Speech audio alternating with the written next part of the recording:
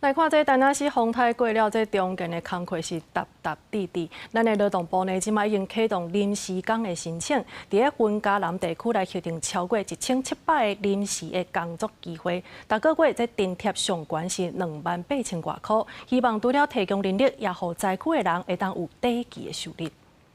问一下你的现在的居住地。就业服务中心的人，甲民众确认因的户籍一个大的所在。若是民众即马无头路，而且想要参加天灾重建工作，就让登记天灾临时工。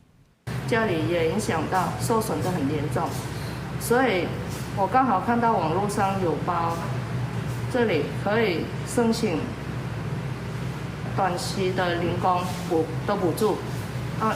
所以我过来申请，没有在工作，那个树木也都倒了，要让它长出来也要一段时间，所以闲呢，想说找个临时工。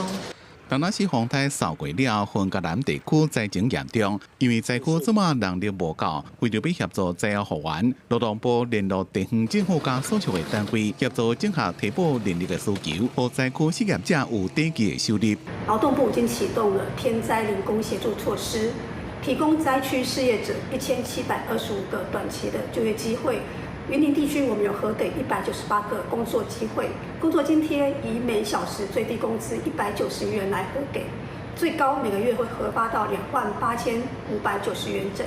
劳动部讲，只要民众失业，或者是住伫咧灾区，或者是因为天灾造成失业无头路，伫8月初日之前，拢会让到就业服务中心登记。若经过核定，会介绍到适合的工作地点。实施期间是1个月，再来再去看灾后复原的情形，若有必要会当再延长。